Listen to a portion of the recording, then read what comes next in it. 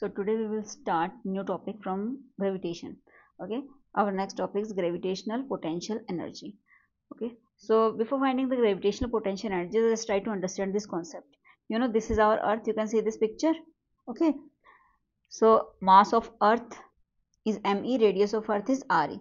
Okay, now what happened if we are having a particle at infinity? Okay, so from infinity to at point P we are going to bring this particle. Okay, अगर हम m से p पर इस particle को लेके आएंगे तो क्या होगा, हमें वर्क डन होगा ना, और वो वर्क डन p पॉइंट पे पोटेंशियल एनर्जी की फॉर्म में स्टोर हो जाएगा. ओके, सो इन्फिनिटी पे जो है हमारी एनर्जी जीरो है, हमारी एनर्जी जीरो है, पोटेंशियल एनर्जी भी जीरो है, क्योंकि इन्फिनिटी पे ग्रेविटी का तो कोई इफेक्ट नहीं है यहाँ पे. ठीक है, तो अब यहाँ से हमें फील्ड में लाने के लिए इस पार्टिकल को क्या करना पड़ा है, वर्क डन करना पड़ा है against the gravitational field. Okay, इसी को ग्रेविटेशनल पोटेंशियल एनर्जी बोलते हैं. तो डेफिनेशन लिखी हुई है, gravitational potential energy of a body at a point, it means at point P, okay, is defined as the amount of work done in bringing the body from infinite to that point against the gravitational force. Okay, so U से इसको denote करते हैं. Gravitational potential energy हमारी U है, तो potential energy यहाँ पे है, तो क्या होगा, वर्क डन. अब देखो, अब ये नीचे आएगी, अगर हम यहाँ से यहाँ पे हमने इसको होल्ड करके रखा है, तो पोटेंशियल एनर्जी की फॉर्म में एनर्जी स्टोर है. ठीक है, तो इसलिए अगर हम यहाँ से ड्रॉप कर देते हैं तो पोटेंशियल किस में, काइनेटिक एनर्जी में कन्वर्ट हो जाएगी. ठीक है, तो वही बता रही हूँ. तो जो पोटेंशियल एनर्जी है उसको अगर हम इन्फिनिटी से यहाँ लाए हैं और इस पे पोटेंशियल एनर्जी है, इसका मतलब वर्क डन की फॉर्म में पोटेंशियल एनर्जी स्टोर हुई है. ठीक है, तो वर्क डन और पोटेंशियल एनर्जी इक्वल हो गए, तो so energy stored in form of work done at point P. Okay, so total energy कितनी हो जाएगी, आप इन्फिनिटी से आर डिस्टेंस तक इसको क्या कर दो, इंटीग्रेट कर दो. ठीक है, तो टोटल एनर्जी हो जाएगी. मतलब कि वर्क डन के बराबर वर्क क्या होता है, फोर्स इंटू डिस्प्लेसमेंट. अब हमारा फोर्स का फॉर्मूला आपको पता है, ये दो ऑब्जेक्ट के बीच में जब फोर्स होती है तो क्या ये फॉर्मूला होता है, इंटू डिस्टेंस इतना है. ठीक है, यानी कि हमने स्मॉल डी आर पे निकाल लिया, क्योंकि स्मॉल डी आर लिया, इंटीग्रेशन कर रहे हैं ना, तो स्मॉल डी आर पे निकाल लेंगे, इंटीग्रेशन कर देंगे तो पूरा आर पे आ जाएगा हमारा एनर्जी. ठीक है, तो अब इसको सोल्व कर लीजिए. जी एम ई एम ये आ गया बाहर, 1/r का इंटीग्रेशन करेंगे तो 1/r और लिमिट लग गई इन्फिनिटी टू r. अब इसको सोल्व करके हमारा फॉर्मूला आ गया -GME/m/r. ओके, अब देखो इसमें ये m, हाँ कंफ्यूज मत होना, ये m मास का ऑब्जेक्ट है पी पॉइंट पे. ठीक है, तो इसलिए हमने दो मास लिए हैं, एम ई और एम ई अर्थ का और एम पी पॉइंट पे, जो हम लेके आए इन्फिनिटी से. ओके, तो इन दिस वे हमारा फॉर्मूला आ गया है ग्रेविटेशनल पोटेंशियल एनर्जी का. नेगेटिव साइन क्यों है, ठीक है, ये नेगेटिव साइन इसलिए है क्योंकि जो एट पी पॉइंट पे ना जो हमारी एनर्जी है, पोटेंशियल एनर्जी, वो एक बाउंड सिस्टम की एनर्जी है, क्योंकि ये पार्टिकल फ्री नहीं है, अब ये ग्रेविटी से बाउंड हो गया है पार्टिकल. ओके, सो इसीलिए, और आपको पता है क्योंकि फोर्स हमेशा अट्रैक्टिव होती है इस नेचर में, इसलिए gravitational potential energy is always negative in the field. Okay, तो और ये फॉर्मूला बेटा जब यूज करते हैं जब हमारे पास टू मास सिस्टम हो, दो ही मास सिस्टम है ना, एक अर्थ है और एक ये पार्टिकल, ये ऑब्जेक्ट है पी पॉइंट पे, तो दो मास सिस्टम के लिए ग्रेविटेशनल पोटेंशियल एनर्जी का formula will be given by this. अब देखो, हाँ ये मैंने बता दिया कि ये नेगेटिव क्यों होती है. ठीक है, सिंपल, तो इसकी यूनिट क्या होगी, क्योंकि पोटेंशियल एनर्जी है, एनर्जी की यूनिट तो क्या होगी, जूली होती है. डायमेंशनल फॉर्मूला सेम हो जाएगा ml/2t-2. अब इसमें देखो कुछ इंपॉर्टेंट पॉइंट है, as R increases U become less negative. देखिए जैसे जैसे आर बढ़ता जाएगा, ठीक है ना, तो पोटेंशियल एनर्जी नेगेटिव तो रहेगी क्योंकि बाउंड सिस्टम में, लेकिन ऊपर जाते जाएंगे लेस नेगेटिव होती जाएगी, तभी तो इन्फिनिटी पे जाके जीरो होगी, तो लेस नेगेटिव होती जाएगी. ठीक है, तो ऊपर जाके जीरो हो जाएगी. अब देखिए एक इंपॉर्टेंट चीज, अगर if a body of mass m move from position r1 to r2, okay, इस r पे हमने पोजीशन ले ली, बीच में ले लेते हैं हम r1 से r2. ठीक है, ऐसे यहाँ से यहाँ तक. ठीक है, तो क्या होगा, तो जो वर्क डन होगा, ठीक है ना, तो जो वर्क डन होगा तो वो क्या कहलाएगा, चेंज इन पोटेंशियल एनर्जी. तो इसका मतलब पोटेंशियल एनर्जी हमारी इस डिस्टेंस पे इतनी चेंज हो जाएगी r1 से r2. ठीक है, तो क्या होगा, चेंज इन एनर्जी क्या हो गया, पोटेंशियल एनर्जी r1 से r2. फॉर्मूला सेम वहीं लगाना है जो ऊपर लगाया था, दो मास सिस्टम है ठीक है, एक एम ई है और एक एम है upon R square into D R, और G M E M constant आ गया, ये आ गया। ठीक है, अब R1 को अगर इधर लेके आएंगे तो ये पॉजिटिव हो जाएगा। ओके, ये फॉर्मूला हो गया हमारा चेंज इन पोटेंशियल का, इसी से आया है जो ऊपर वाले से। अब आता है हमारा gravitational potential energy for 3 mass system. 3 mass system के लिए जैसे M1 M2 M3 3 मास हैं, इनके बीच में डिस्टेंस मैंने रख दिया है, तो कुछ नहीं करना, सिर्फ फॉर्मूला लगाना है। जैसे फर्स्ट में क्या होगा, जी दो बॉडीज का मास अपन उनके बीच में जो डिस्टेंस है। ठीक है, इस तरह तीनों का लिख देंगे। अब नेक्स्ट टॉपिक आता है gravitational potential. Gravitational potential energy और पोटेंशियल एक तरह से सिमिलर ही है। क्या डिफरेंस है, सिर्फ इतना डिफरेंस है कि उसमें आप एम मास की बॉडी को जब लेके आए थे इन्फिनिटी से ग्रेविटेशनल फील्ड में, तो जो वर्क डन हुआ था। ठीक है, इसमें एम मास की बॉडी को, लेकिन जो यूनिट मास है, कितना मास है, यूनिट मास की बॉडी को, एम मास की यूनिट मास की बॉडी को लेके आ रहे हो कहाँ पे, इन्फिनिटी से फील्ड में, without change in acceleration, without acceleration. ठीक है, तो उसको पोटेंशियल एनर्जी बोलेंगे, ग्रेविटेशनल पोटेंशियल बोलेंगे, sorry. So gravitational potential eight a point in gravitational field is work done पर unit mass in bringing a test mass from infinity to the point in the field without acceleration. Okay, तो क्या हो गया, work done upon mass. Okay, तो work done हमने क्या निकाला था, G M E M upon R, जो gravitational potential energy per unit mass, M से इसको डिवाइड कर दो, एम से एम कैंसिल कर दो, G M E upon R आ गया। अगर ये क्या है, ये स्मॉल आर है, मतलब कि अर्थ सरफेस से ऊपर आर डिस्टेंस पे।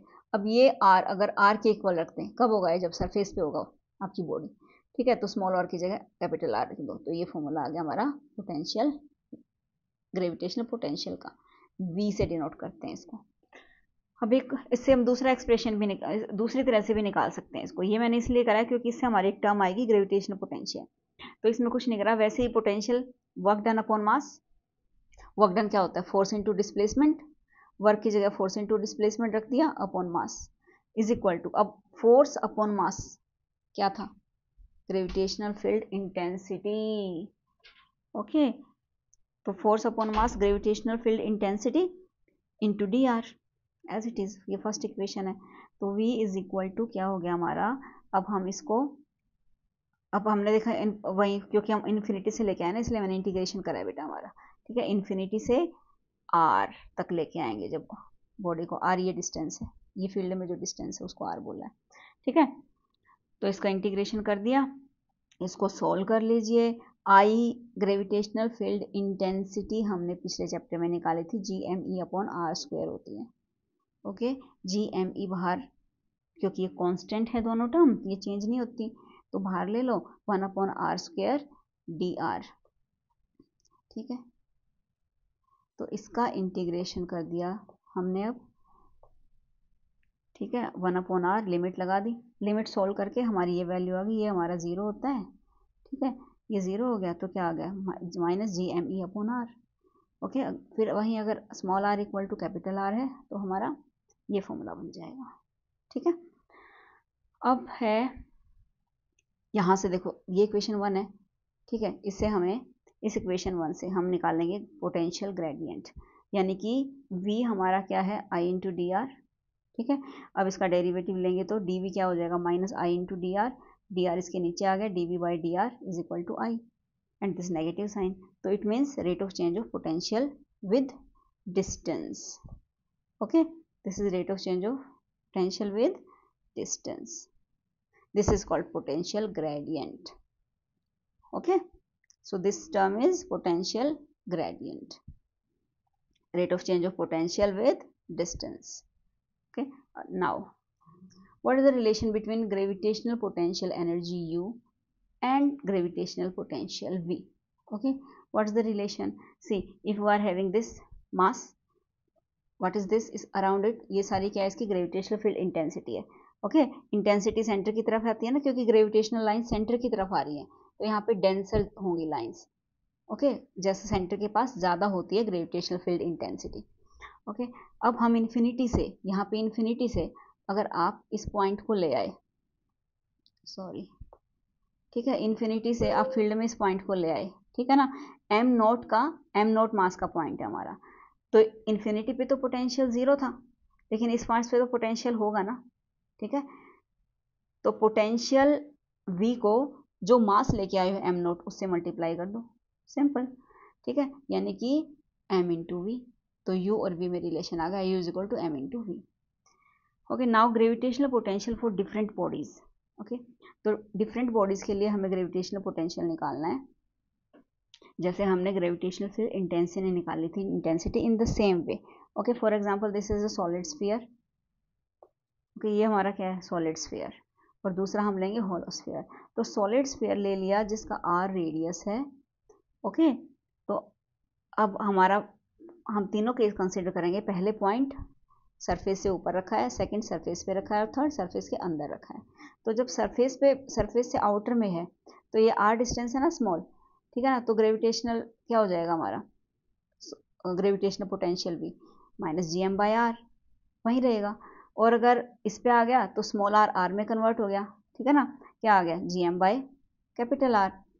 अब इनसाइड, अगर पॉइंट इनसाइड हो तो क्या होगा बेटा, तो हो जाएगा, ये वैल्यू याद रखनी है आपको, अगर पोटेंशियल, अगर पॉइंट इनसाइड है तो V potential minus G M upon two R, 3 minus R upon capital R का स्क्वायर। इसका डेरिवेशन नहीं है, ये बहुत साल पहले सिलेबस से चला हट गया था, क्योंकि बहुत बड़ा कॉम्प्लिकेटेड डेरिवेशन है। Now it's no more in syllabus, तो आपको ये याद रखना है। अब देखो ये क्या कहता है, ये कहता है अगर सेंटर पे क्या हो जाएगा, ये तो यहाँ पे था इनसाइड, अब मान लो सेंटर पे हमारा पोटेंशियल कितना होगा, ठीक है, सेंटर पे कितना हो जाएगा, क्या हो गया, आर, जीरो हो गया ना आर, तो ये टर्म क्या हो गई, सारी की सारी, ये पीछे वाली जीरो हो गई, तो आ गया 3/2r into G M. Okay, तो ये सेंटर पे हो गया। अब देखो ग्राफ कैसे चेंज होता है इसका, ये हमारा ग्राफ है पोटेंशियल और डिस्टेंस के बीच में, यानी कि मैक्सिमम आपका इनसाइड जो है पोटेंशियल आपका, ठीक है ना, ये नेगेटिव टर्म है, ये मोर सबसे ज़्यादा नेगेटिव है, ठीक है, क्योंकि ये अर्थ के अंदर है, ठीक है। अब ये लेस नेगेटिव होता जाएगा जैसे जैसे डिस्टेंस बढ़ेगा। ओके, और सरफेस पे हमारा कितना हो गया, जी एम बाई आर हो गया, at small R is equal to R, ये सरफेस पे है ना, तो यहाँ पे हमारा minus G M by R हो गया। और जैसे बाहर आएगा पॉइंट, ठीक है ना, तो ये और लेस नेगेटिव होता जाएगा, ठीक है, पोटेंशियल लेस नेगेटिव हो गया, यानी कि इंक्रीज हो रहा है, ठीक है। और इस तरह से जैसे जैसे इन्फिनिटी पे जाएगा ऑब्जेक्ट तो पोटेंशियल जीरो हो जाएगा, तो ठीक है। अब आगे हम होलोस्फीयर में, होलोस्फीयर में भी बिल्कुल सेम है, आउटसाइड पॉइंट पे कंसीडर कर लेंगे, सरफेस पे कंसीडर कर लेंगे और इनसाइड कंसीडर कर लेंगे, ठीक है। आउटसाइड और सरफेस पे सेम है जो हमारा सॉलिड में था, लेकिन इसमें इनसाइड में डिफरेंट हो जाएगा, इनसाइड में वही होगा जो कि सरफेस पे है, ठीक है, क्योंकि ये होलोस्फीयर है, ठीक है, इसमें कोई मास डिस्ट्रीब्यूशन तो है नहीं, तो इसलिए इनसाइड और सरफेस पे हमारा पोटेंशियल सेम होगा, gravitational potential when we are taking a hollow sphere और होलो शेल। ओके,